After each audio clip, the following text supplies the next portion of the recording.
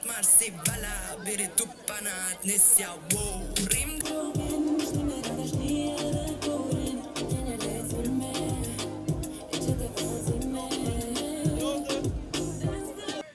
Të dashur bashkëdhetar, të nderuar mërgjimtar, ju faleminderit shumë që na keni bërë bashkë sonte në këtë mbrëmje e cila shënon fillimin e muajit të gushtit, që bashkë me muajin e korrikut ne i njohim se muaj të bashkëdhetarëve tonë, të mërgatës e diasporës sonë, e cila ka kontribuar shumë dhe vazhdon të na bën për herë krenar. Faleminderit për gjithë angazhimin e punën që e bëni, kudo që jetoni e banoni, por natyrisht edhe për angazhimin e sakrificën edhe të kahmotshme edhe aktuale në Republikën e Kosovës në vendlindjen e juaj.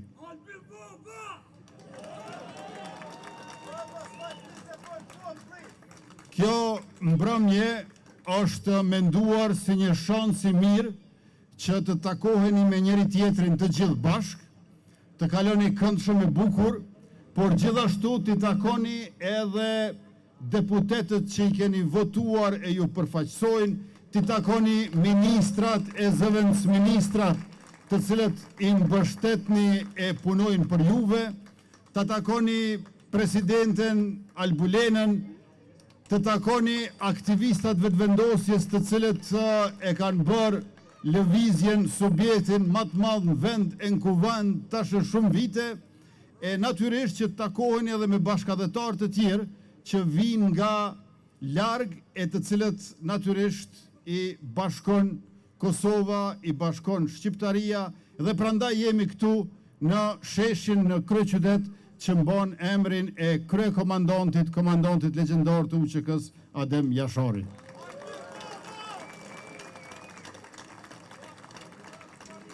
Ne e dim që shqiptarët e Kosovës kanë pasur disa valë të refugjatëve, por gjithashtu kanë pasur edhe valë të shumta të migracionit, i cili nuk ka nisur në dekadën e fundit të shekullit kaluar, por qysh në vitet e 60 dhe 70. Për shkak të shtypjes së shfrytëzimit të Jugosllavisë të Serbisë, kemi pasur shqiptarë të cilët menjëherë pas luftës së dytë botërore, jo vetëm nga Kosova, po edhe nga Maqedonia, nga Lugina, nga Mali Zi, kanë marrë udhë të botës, kanë shkuar në Evropën perëndimore, dhe ne kur nuk e harrojmë që ata të cilët kanë shkuar, këtë e kanë bërë në mënyrë që tjerët mos jenë detyruar që të shkojnë.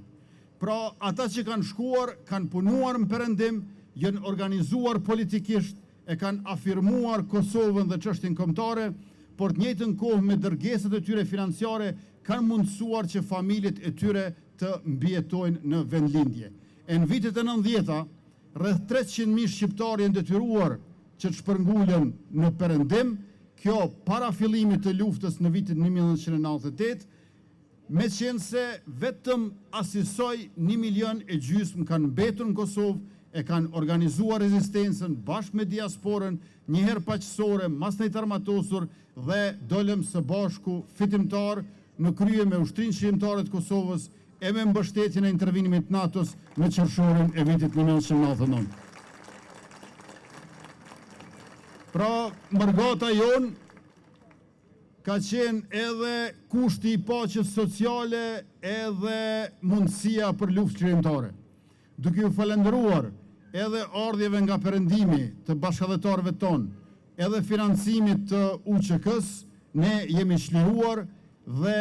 ndonë se jemi të lumtur të gëzuar për lirinë që e kemi, për shtetin që po e ndërtojmë e po e forcojmë, asnjëherë nuk i harrojmë ata të cilët me gjakun e tyre ndodhen në themelet e shtetit e tek rrënjët e lirisë. Dëshmorët e kombit edhe martirët, por të gjitha viktimat e të gjitha moshave, dy gjinive, anë mban Kosovës dhe jo vetëm, përfshirë këto dhe të pagjeturit, të cilët janë një plagë e hapur, me qenë se familjet detyrohen që edhe sot e kësaj dite me ankth të mbjetojnë, të pikluar e të munduar të gjallojnë,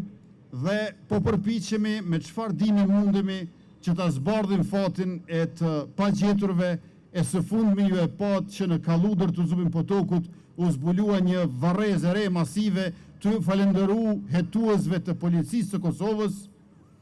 institutet të mjekësisë ligjore, ekspertëve pra tonë të forenzikës e antropologëve, duket që po zbardhet edhe fati i grupit të intelektualve prej 23 vetave, të cilët me 19 prill të vitit 1999 nga forcat armike serbe së pari u rrëmbyen dhunshëm, më pastaj u ekzekutuan mizërisht dhe në mënyrën më të tmerrshme të mundshme ua fshehën në varrezë masive kufomat në përpjekje sipër për të mbuluar gjurmët e krimit. Por 27 vjet më vonë e vërteta del. Ne ende nuk e kemi bërë analizën e ADN-s që ta dimë se për cilat kufoma bëhet fjalë, por shumë çka po tregon në drejtim të grupit të intelektualve të Mitrovicës dhe me këtë rast ne ju shprehim mbështetjen tonë edhe familjeve, por gjithashtu nuk do të ndalemi me këto gërmime derisa ata mbi 1500 pagjetur të mos ta kenë të zbardhur fatin dhe të mos përmbyllet edhe kjo luftë që vazhdon për familjet që ju mungojnë më të dashurit e tyre.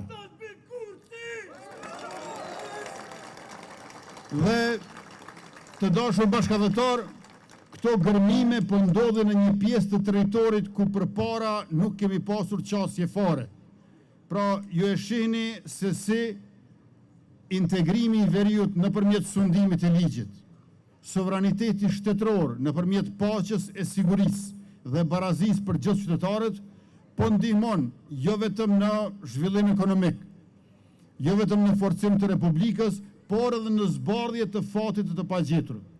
Ne nuk do të mund ta gjenim asnjëherë këtë varrezë masive, sikur të mos e kishim policinë tonë në Zubin Potok, sikur të mos e kishim hetuesit tonë në atë pjesë të vlefshme të Republikës sonë. E tash ju e dini që lëvizja vetëvendosje ka mbështetje të madhe të bashkëdhetarët, por kjo njëkohësisht është edhe përgjegjësi e madhe e jona. Andaj, me programet sikurse diplomacia qytetare, ku ne përfshim fëmijët e juaj në Ministrinë e Punëve të Jashtme dhe Diasporës, ku tash e kemi zëvendës kryeministrin e parë dhe ministrin Glau Konjufca, dhe ku do të mund bëjmë praktik 6 muaj deri 1 vjet, e më pastaj të vazhdojnë edhe më shumë, dhe në këtë mënyrë të kontribuojnë për vendlinjën e tyre, pastaj Shijo Kosovën, pastaj Made in Kosova, pastaj e kemi edhe programin për dritarën e investimeve, ku ne si shtet jemi garanci për kredit që merrni ju për investime. Në mandatin e ardhshëm do të vazhdojmë edhe me heqjen e asaj taksës 10% për automjetet që vinë nga Bashkimi Evropian dhe nuk do të jetë më vjetërsia e automjetit kriteri, por shkalla e ndotjes përkatësisht standardi evropian Euro 5. Pastaj do ta kemi gjithashtu edhe kompaninë ajrore publike, sepse ne e dim që në mujtë e korrikut edhe gushtit 27-8 herë fluturon aeroplani prej Prishtinës për Basel, për Zurich e për Gjenevë, plus Gjermania, plus vendet e tjera. Pra, ne kemi më shumë lidhje fluturimi me Evropën perëndimore sesa linja autobusi që i lidhin komunat tona. Prandaj na duhet kjo kompania ajrore aviacionit civil publike dhe gjithashtu në vitet në vijim do të përqendrohemi te industria e armatimit, te përfshirja e ushtarakëve profesionistëve shqiptar, edhe nga Mërgata, edhe nga Shqipëria në forcën e sigurisë Kosovës. Pastaj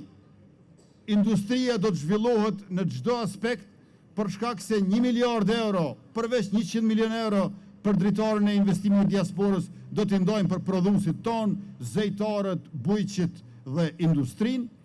Andaj mbështeteni qeverinë tuaj, sepse kjo qeveri është për juve. Do t'ju shërbejmë me krejt çfarë dime mundemi për çdo ditë, ashtu që në mandatin e ardhshëm të vazhdojmë projektet e mira por të bëjmë edhe shumë të tjera të reja. Për neve, bashkëdhetarët janë zgjatje e Kosovës, por njëkohësisht edhe mundësi për të. Unë e di që secili prej juve në perëndim, prej nga të qeni, prej Amerikës e Kanadës të Australia, prej Britanisë, Skandinavisë e Gjermanisë, Zvicrës, Austrisë, kudo që ndodheni, jeni një lloj ambasadori i vogël i Republikës Kosovës dhe i kombit shqiptar. Por shumë këta ambasador të vogël, siç është bashkëdhetari shqiptar, bashkë bojnë ambasadën më të madhe, jo veç tonën, por asnjë kom tjetër unë nuk di që ka në Evropë ambasadë që kanë shqiptarët, për shkak të diasporës, për shkak të bashkëdhetarëve të tyre. Prandaj edhe ne u jemi pafundësisht mirënjohës e falënderues për këtë angazhim që e bëni në arenën ndërkombëtare. Edhe po jap një shembull, nuk ka kryeministra, ministër të jashtëm, ose kryetar kuvendja president të Evropës që e kam takuar, e i cili nuk më ka thënë që e njeh një shqiptar. Ose e ka shofer, ose ja ka rregullu shtëpinë, ja ka suvatu, ose kulmin ja ka ngrit, ose e ka një restoran shumë të mirë aty afër, ose i ka prej flokt të një shqiptar, pra nuk ka politikan evropian i cili kur e takojmë nuk na tregon qysh i njeh shqiptarët. Dhe gjithë i kanë përshtypjet më të mira. Prandaj edhe mbështetja që e gëzon Republika e Kosovës është të ju falenderu edhe kësaj pune të madhe të juaj, e cila nuk është e llogaritur dhe asnjëherë nuk mund të çmohet sa duhet. Por na besoni që ndonse në mënyrë të përgjithshme e kemi parasysh edhe atë.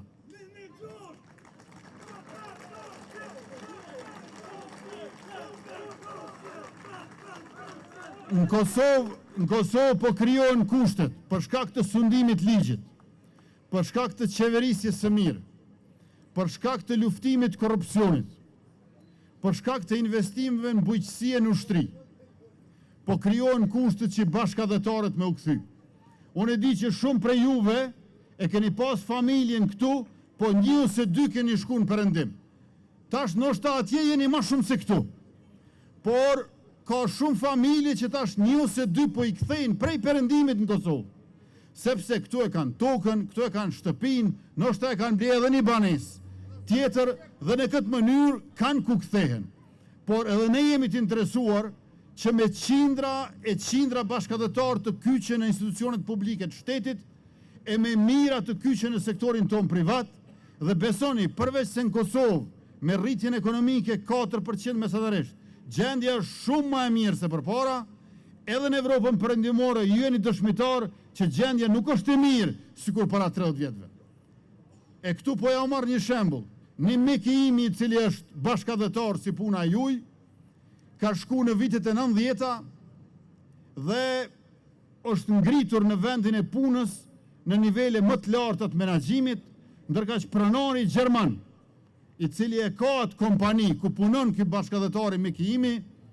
një ditë e kishte pyetur kësaj. I kishte thënë, ti ke ardhur këtu për shkak të okupimit edhe luftës në Kosovë. E tash jemi bashkë, e kene në shtetësinë edhe të Kosovës edhe të Gjermanisë, me qenë se është kriju mundësia tash për ta marrë ose rimarrë në shtetësinë, por ai kishte thënë merrni me mend. Nëse neve në Gjermani na sulmon Rusia, a më merr ti mu në Kosovë nëse do të marrë refugjat? Edhe ky i ka thënë po. Edhe miqësia e tyre ishte forcu edhe më shumë. Ishte gëzu pronari gjerman që ka një mik kaq të mirë shqiptar, të cilin dikur e ka pranuar në punë si refugjat, e tash Evropa vet po e ndron arkitekturën e sigurisë për shkak të agresionit të tmerrshëm të Rusisë, që nuk është veç në Ukrainë, po mbi Evropën, edhe mendon që ndoshta edhe evropianët i duhet të lëvizë, sepse ju po e shihni me këto turbulenca gjeopolitike, pasiguria është rritur, e po ashtu edhe pa parashikueshmëria në politik është më e madhe si asnjëherë për gjeneratën tonë. Ne nuk jemi përgjegjës që e kemi gjetë Kosovën edhe botën, por na jemi përgjegjës që shalojmë brezit arshëm. Shumë për ju keni edhe fëmijët me vete. Prandaj le të punojmë bashkë në mënyrë që jeta e tyre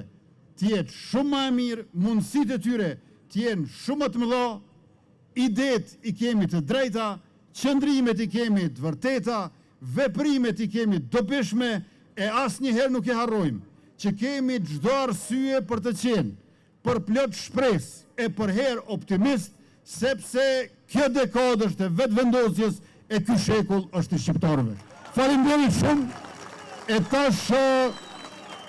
shoqërohuni sa më shumë me njëri tjetrin, le të pushojmë në këta 2 muaj, po njëkohësisht edhe le të përgatitemi për punë të mëdha, për sfida të reja dhe për suksese edhe më të mëdha. Faleminderit.